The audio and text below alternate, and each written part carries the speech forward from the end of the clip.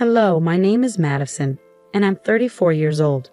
When I was growing up, my biggest dream was to be a journalist or work with magazines. I loved writing and was good at keeping up with trends. So it wasn't surprising that I decided to study journalism and media in college. After I graduated, I worked for several companies, but none of them were the big famous ones. I didn't mind because I was doing what I had always dreamed of. Eventually, I got a job at a pretty big company and felt like I had finally made it. A few years after I graduated college, when I was about 28, I met my husband, Scott.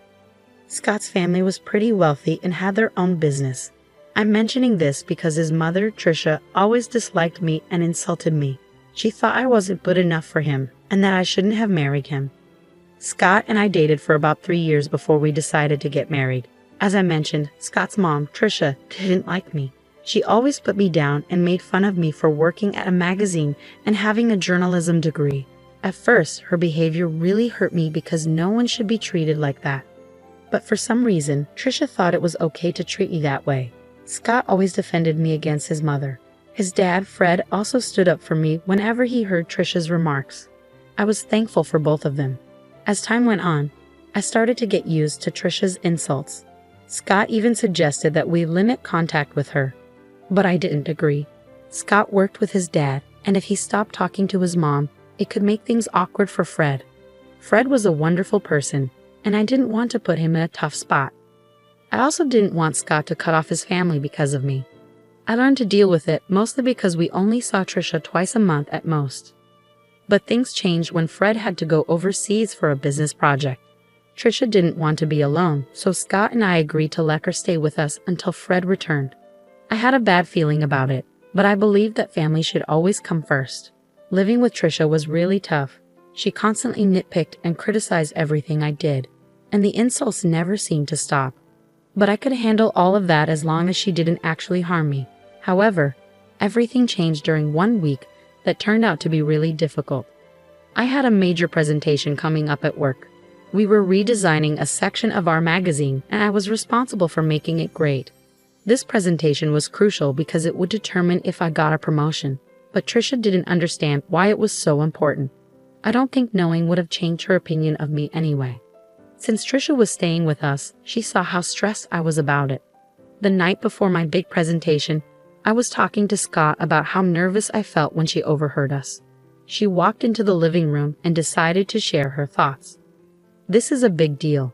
All the top bosses will be watching me. I can't imagine how scary this must be for you. I'm glad you had it easier with your business, but this is such a different game. I'm so scared of messing everything up." "Don't say that. You'll do great." I wish I could believe that. I just feel so unsure of everything. What if I mess up the presentation? I couldn't help but overhear you both talking. "Mom, we're having a private conversation." "Well, Madison, I just wanted to say that you have nothing to worry about. You probably don't have the skills for this, so you'll probably do badly tomorrow." "Excuse me?" "Just treat it as a chance to quit your job and be a housewife. Then maybe you'll be good enough for my son. I can't believe he married a journalist." "Mom, you're crossing a line. Leave." "You know what?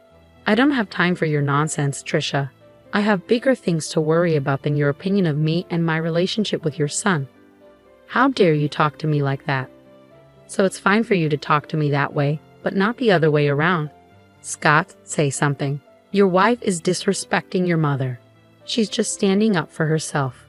I don't see anything wrong with it. She's manipulating you. Look at how easily you can turn your back on family. Madison will regret this." I was furious at Tricia for barging into Scott's and my conversation and insulting me so blatantly. Scott tried to apologize for his mother's behavior, but I stopped him. He wasn't responsible for her hurtful words. After that, we decided to call it a night and went to sleep. I was too focused on everything else to even think about Tricia's threat towards me. I figured she would just continue tormenting me, which honestly, I didn't care about at that moment. Dealing with her could wait until after my presentation. The next day, I hurried into work with my laptop, ready for my presentation. But when I opened it, I realized something was terribly wrong. All the files on my desktop were gone, and my laptop had been reset. I started to panic. I had emailed the presentation to myself, so I tried to calm down. But when I logged into my email, I saw that all my emails were deleted, even from the trash. My heart sank and tears filled my eyes. I felt an overwhelming fear. I had to explain everything to my boss, who was not happy. He yelled at me for a while before telling me not to bother with the presentation because he had someone else do it in case I messed up. I knew then that any chance for me to advance in the company was gone. I couldn't believe this was happening. I rushed home in tears. Scott hadn't left for work yet, and when he saw me, he took the day off to be with me. He held me as I cried, and when I calmed down a bit, he asked me what happened. "What's wrong, honey? Did the presentation not go well?" There was no presentation, at least not one that I gave. Huh? What do you mean? You put so much effort into preparing for it.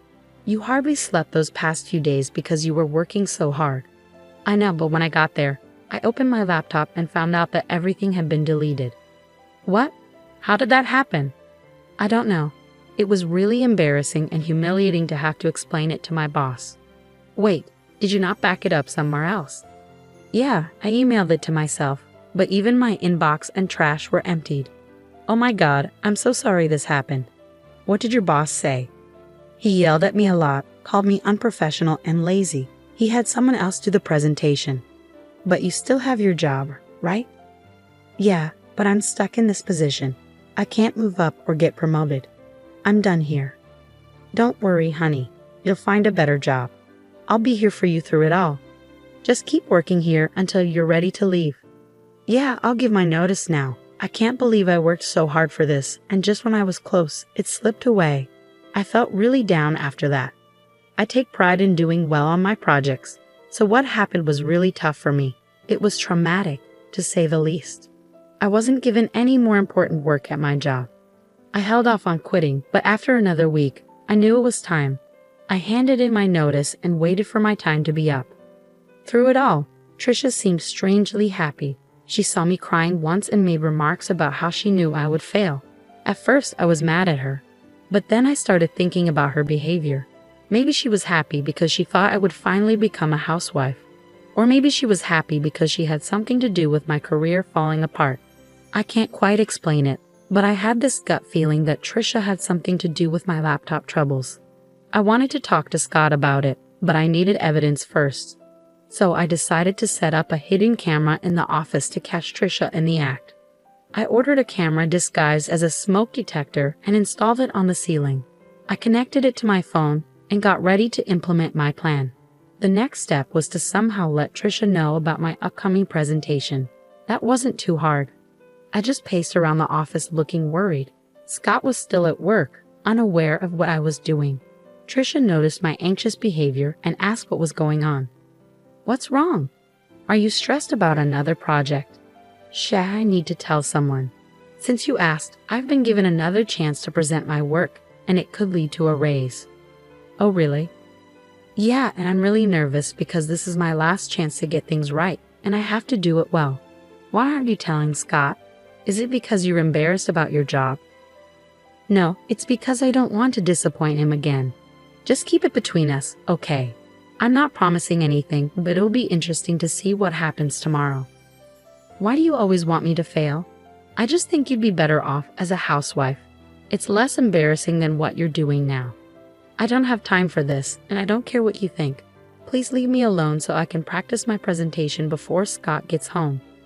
Trisha left, but not before giving my laptop a look and smirking at me. I had a feeling something was up.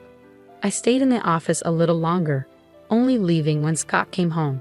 Trisha didn't mention my presentation, but she kept smirking at me during dinner. After we went to bed, I checked the footage from the hidden camera on my phone, keeping an eye out for any movement. Scott and I watched a few episodes of our favorite TV series as usual. There wasn't any action until midnight when Trisha entered the office. I quickly showed Scott what was happening on my phone. He seemed puzzled at first, but then he saw Trisha messing with my laptop until it shut off and restarted. Scott looked at me shocked. I explained what I had done, and he was furious with Trisha. Trisha was still in the office, snooping through my files. Scott got up and stormed into the office. He flung the door open, and Trisha looked startled when she saw him. Scott tried to stay calm and asked her what she was doing. "What are you doing in here, Mom?" "Oh, nothing." Really? Then why is Madison's laptop still open? Are you accusing me of going through her stuff? I think you did more than that, Mom. Firstly, I came in here because I thought this room needed tidying up. And secondly, you know your wife isn't forgetful. She wouldn't leave her laptop open.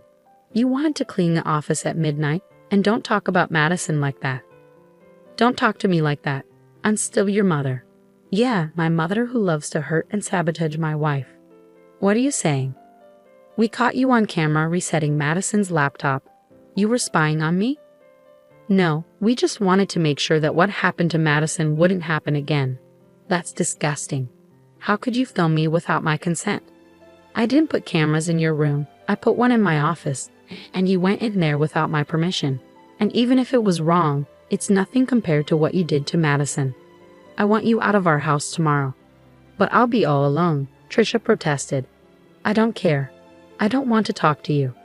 The next morning, Trisha tried to delay things by helping with breakfast and washing dishes, but Scott wasn't having it. As soon as she finished, Scott came down with her bags and told her he'd packed for her and ordered her an Uber. Trisha pleaded with him to let her stay, even crying, which was unusual for her as she usually made others cry. Scott ignored her and went to our room. Trisha turned to me and started yelling, blaming me for setting her up. I told her if anyone should be yelling, it's me. She's lucky I haven't shared the footage with her friends and family.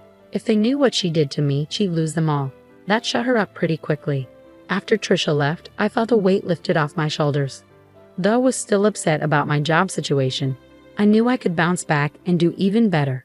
Scott was my biggest support throughout everything. Once my notice period ended, I took some time off to rest and figure out my next steps. Over the next few months, I took courses in different areas of my field.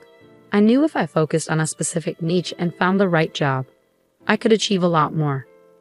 I didn't want to expose Trisha, but after years of her putting me down, I wanted to show her what I was capable of. I wanted to reach heights even she hadn't seen. With Scott's help, I got recommendations in various places. Being wealthy also meant having many connections, which was a huge advantage. With my experience and Scott's support, I landed the role of chief editor at a major magazine known worldwide. The work was tough, but it was worth it. Somewhere along the journey to becoming chief editor, I forgot about my desire to show Trisha what I was capable of. In fact, we hadn't had any contact with her during those months. I knew Scott still spoke with his father because they worked together, but Scott hadn't heard much from or about his mother. His father, Fred, said she was upset with us about something but wouldn't say what. At least Trisha took my warning seriously, but I knew I'd have to see her eventually, and it turned out my company was throwing a huge party with lots of big names invited, including Trisha and Fred. Scott and I dressed our best because, for the first time, we were both important figures. When we arrived, Trisha and Fred spotted us and waved us over. We greeted them, and Trisha gave me a once-over before smirking. "Look at you trying to fit in," she sneered. "Trisha, ignore her, Madison. You look lovely, as always," Fred said kindly. "Thanks, Fred. How have you been?" "Yeah, how's unemployment treating you?" Trisha interjected. "Wait, you're unemployed?" Fred asked, surprised. "Oh yeah, she messed up at her job, and they let her go. I've always said she's not good enough for our son." "Look at her, she can't even keep a job," Trisha mocked. "That's enough, Mom," Scott said sternly. "Stop siding with her. It's bad enough having to see her everywhere. We wouldn't have to if you just left her like I said," Trisha insisted. "Okay, that's enough. Either you stop talking or I'm leaving," Scott warned. "But Madison, sweetie, if you need a job, let me know. It would be great to work with you," Fred offered sincerely. "That's really kind of you, Fred, but I can't accept the offer," I replied. "Of course not. I told you she's lazy and incompetent," Trisha muttered. Just then, my name was called, and people started cheering.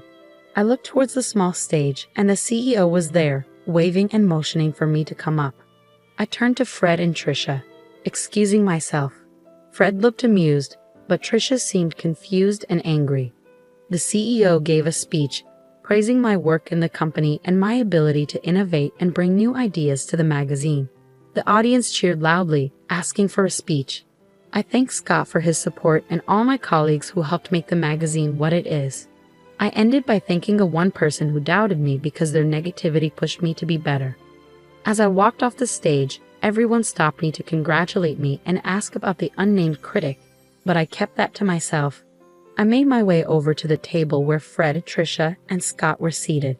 Scott hugged me tightly, congratulating me, and Fred stood up to hug me too. Trisha glared at me. "Oh, Madison, this is amazing. I can see why you wouldn't want to work with us," Fred said. "Thanks, Fred. Although I'll admit, if you'd offered me the job about 6 months ago, I might have taken it." "You should have. At least then you'd be paid more," Trisha snorted. "Paid more? I could never put a price on this," Fred replied. "Right. She's not worth all that money," Trisha scoffed. "No, I mean I couldn't match what she's earning right now." "What do you mean?" Trisha asked, confused. "Do you want me to tell her, Madison? It might come off as boasting if I say it," Fred offered. "Madison makes at least 5 times more than I do in her current position," Fred revealed. "Here? How? Oh yeah, she must be making way more than Scott or I could ever imagine," Trisha exclaimed. "That can't be right. You must be mistaken," Trisha insisted. "He's not mistaken, Mom. I really did mean it when I thanked you. You've been nothing but a bully to me, and I hope seeing me more successful than anyone in your family stings. Anyway, I have other people to talk to. Excuse us, Trisha. Fred, feel free to join us anytime." "Goodbye," I said as Scott and I left a stunned Trisha at the table. Fred laughed and raised his drink to me as Scott and I walked away. I'd never felt more alive and satisfied. It was an incredible accomplishment, and I'm grateful to Scott for his support. Thanks for listening.